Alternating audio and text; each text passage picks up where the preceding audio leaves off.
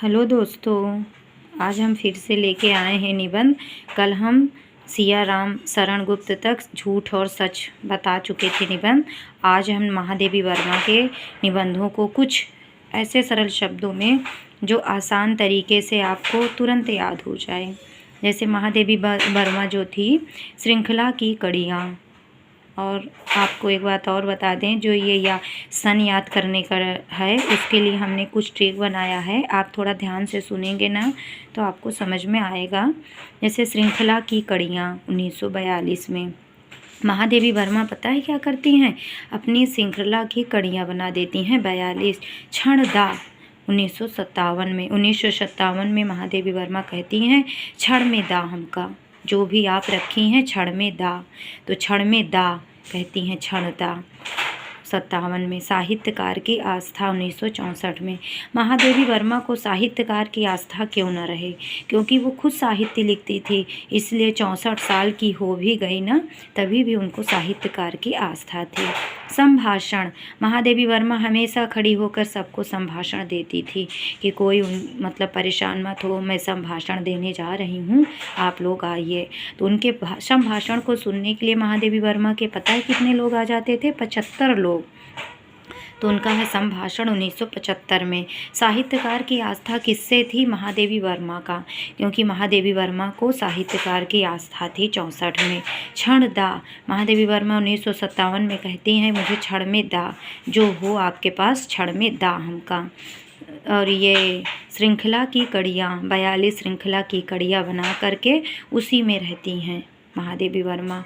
और भारतीय संस्कृति के स्वर, भारतीय संस्कृति के स्वर क्यों इनके पास थे? महादेवी वर्मा के पास 84 साल की हो गई थी, क्योंकि ये साहित्यकार के इनके पास आस्था थी, इसलिए भारतीय संस्कृति के स्वर महादेवी वर्मा बोलती थी।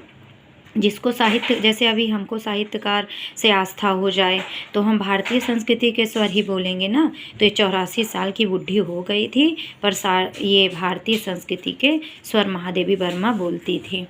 फिर अड़ करके 68 में, थोड़ा हमारा ये ट्रिक है, ये जो अंक है याद करने का सरल शब्दों में। जैसे महादेवी वर्मा संकल्पिता, तो जैसे संकल्प लेने के लिए बहुत लोग अड़ जाते हैं, तो महादेवी वर्मा संकल्प लेने के लिए अड़ गई थी, संकल्पिता लिखी। विवेचनात्मक गद्य, महादेवी वर्मा इतना विवेचन करती हैं, इतना विवेचन गद्य करती हैं, विवेचनात्मक गद्य, कि जो इनको साहित्यकार की आस्था थी, भारतीय संस्कृति के स्वर बोलती थी 84 साल में। सब ये फिर लास्ट में ना संकल्पिता, संकल्प ले लेती हैं अड़ करके मतलब क्या होता है? 68। ये कुछ ऐसे वर्ण हैं, मतलब इसके याद करने का ट्रिक कि शायद आप ऐसा बार बार बोलेंगे ना कि महादेवी वर्मा संकल्प लेने के लिए अड़ गई थी, तो शायद आपको याद हो जाए। आपको भी विवेचनात्मक गद्य, महादेवी वर्मा अपने विवेचनात्मक गद्य पढ़ती रहती थी। अब है हरिभाई उपाध्याय हरिऔध। पता है हरि भाऊ, भाऊ किसको बोलते हैं? भाई को ना, ओ भाऊ, ओ भाऊ। तो महादेवी, ये हरि भाऊ उपाध्याय का निबंध है। देखिए, आपके यहाँ भी आपके भाऊ आएंगे, भाऊ भाई को बोलते हैं ना, तो आप भी अपने भाऊ का स्वागत करेंगे। तो हरि के भाऊ आए तो ये स्वागत करें, और मन में मनन कर रहे हैं, और बुद्ध भी हो रहा है। जैसे अभी हमारे भाऊ आए या आपके भाऊ आने की सूचना मिल जाए तो आप उनका स्वागत करेंगे, और मन में मनन ना बुद्ध करेंगे, मतलब खुश भी हो जाएंगे कि मेरे भाऊ इतने दिन बाद आ रहे हैं। तो हरि के भाऊ जो हैं, स्वागत हरि के भाऊ आते हैं, हरि भाऊ उपाध्याय के, तो हरि भाऊ आते हैं तो ये स्वागत करते हैं, सोचते हैं आएंगे ना मेरे भाऊ तो मैं स्वागत करूँगा, और मनन करते हैं मन, और मन में ना बुद्ध भी होता है इनके, और बोलते हैं अपने भाऊ का ना स्वागत करूँगा, मन इनके मनन में ना बुद्ध हो रहा है खुशी के मारे, भाई मेरे भाऊ आने वाले हैं, जीवन सिद्ध हो जाएगा। कोई भी अपने भाई का अगर भाऊ का स्वागत कर ले तो उसका जीवन सिद्ध हो जाएगा। तो इनका जीवन सिद्ध हो गया हरि भाऊ का। अंतर ज्योति, पता है अंतर ज्योति जलाते हैं भाऊ, आप आएंगे तो मैं आपके लिए अंतर ज्योति जलाऊंगा। अंतर बल, और अपने अंतर में ना बल भी पड़ता है। और सदाचार सदाचार की ताबीज़ तो हरिशंकर पर शाही रख कर के बैठे थे, ताबीज़ जो भी छुपा लिए थे, पर सदाचार ना हरिभाव, ये पता है क्या होता है सदाचार, क्या होता है? जो दूसरे का अच्छा सा सदाचार आचार करे, तो सदाचार अपने भाई का स्वागत करने के लिए सदाचार करते हैं। धर्म और नीति, ये धर्म है और हमारे यहाँ की नीति है कि आप अपने भाव का स्वागत करिए। मन में मनन कर कर के बुदबुद हो रहा है, जीवन सिद्ध हो गया, मैं अपने भाव का स्वागत कर लिया, अंतर ज्योति जली मेरे मन में, अंतर्बल पड़ा, मैं सदाचार से, आचार से, अच्छे आचार से अपने भाव का स्वागत करूँगा, धर्म और नीति से करूँगा।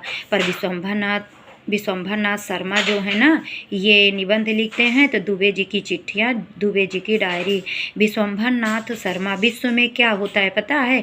एक दुबे हैं, दुबे, उनकी चिट्ठी उड़ रही है, दुबे की डायरी उड़ रहे हैं, पूरे विश्व में, सब विश्व में परेशान हो गए। दुबे जी की चिट्ठी क्यों उड़ने लगी और दुबे जी की डायरी क्यों उड़ने लगी? तो पता लगा दुबे जी की चिट्ठी और डायरी विश्व में इसलिए घूम रही है क्योंकि ये निबंध लिखे हैं।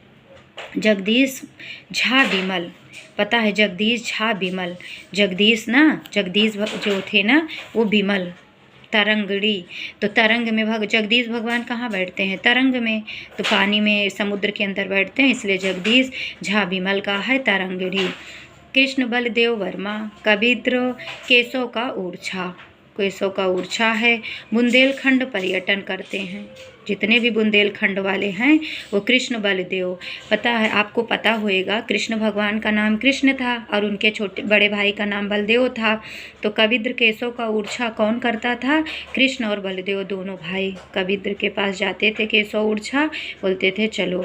और बुंदेलखंड का पर्यटन, कृष्ण बलदेव दोनों भाई पर्यटन बन करके पर्यटन, और ये बुंदेलखंड घूमने गए। तरंगिणी, हाँ, दो ही इनके वो निबंध थे। अब वियोगी हरि, तरंगिणी, देखिए जगदीश भगवान जो है ना बिमल खा के तरंग में बैठते हैं और वियोगी हरि वियोग में रहते हैं ना, तब तरंग में बैठते हैं। तरंगिणी वियोग में थे ये, वियोग में, तरंग में, जैसे वियोग में कोई हो जाता है तो तरंग में जाके बैठ जाता है, मैं तरंग में जा रहा हूँ नहाने, तो तरंगिणी, पर जगदीश भगवान वहीं रहते हैं। अंतर वियोग में ना लोगों को अंतर्नाद होता है, अंतर्नाद, और इनके यहाँ वियोग में ना एक पगली आती है, उसका नाम भावना रहता है। वियोगी हरि के यहाँ एक पगली आती है, उसी का नाम भावना रहता है, और भावना ठंडे छींटे मारती है, ठंडे छींटे, वियोग में बैठे रहते हैं तरंग में अंतर्नाद करते हुए वियोगी हरि, तो पगली भावना आ करके ठंडे छींटे मारती है, बोलती है मेरी हिमाकत है, मेरी इतनी हिमाकत है कि वियोग में आप बैठे हैं तो पगली भावना नाम की लड़की आके ठंडे छींटे मार देती है। मेरी हिमाकत, वियोगी हरि को गुस्सा आता है तो बोलते हैं मेरी हिमाकत है, यूँ भी तो देखिए, कहते हैं वियोगी हरि से, कभी पगली भावना कहती है यूँ भी तो देखिए। फिर राहुल संस्कृत्यायन साहित्य निबंधावली, राहुल संस्कृत्यायन का क्या है? वो साहित्य निबंधावली, साहित्य का निबंध की अवली सिर्फ राहुल भैया बनाते हैं। राहुल संस्कृत्यायन बोलते हैं मैं साहित्य पढ़ूंगा और निबंध की अवली बनाऊंगा।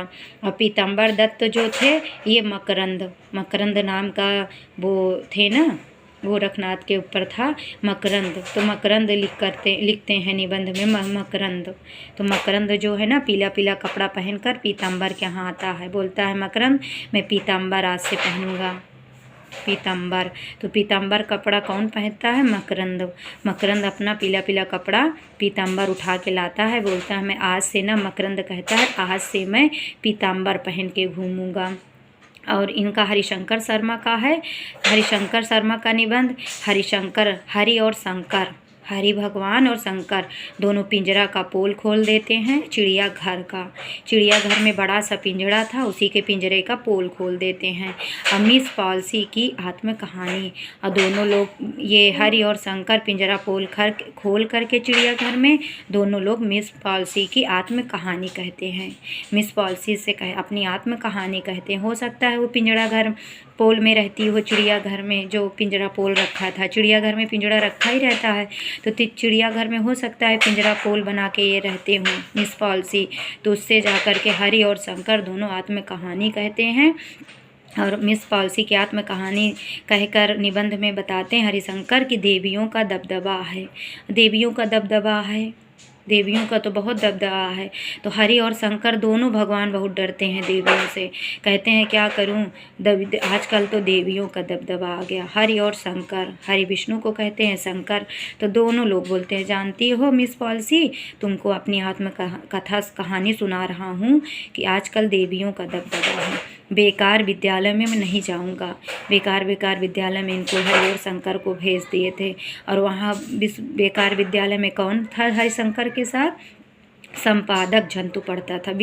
कहते हैं ये हरिशंकर ये भी कहते हैं कि तुमको पता है मिस पॉल्सी, तुमको मैं अपनी आत्म कहानी बताने आया हूँ निबंध में कि देवियों का तो आजकल दबदबा हो गया है। क्या करें बेचारे शंकर और हरि और शंकर, तो ये देवियों का दबदबा है। बेकार विद्यालय में संपादक जंतु पढ़ते हैं। तो ये बताते हैं दोनों लोग कि बेकार विद्यालय मत पढ़ना, क्योंकि वहाँ संपादक जंतु लोग पढ़ते हैं। तो ये तो था निबंध, थोड़ा आसान शब्दों में। अगर आपको अच्छा लगे तो लाइक वगैरह कर दीजिएगा, नहीं कोई बात नहीं।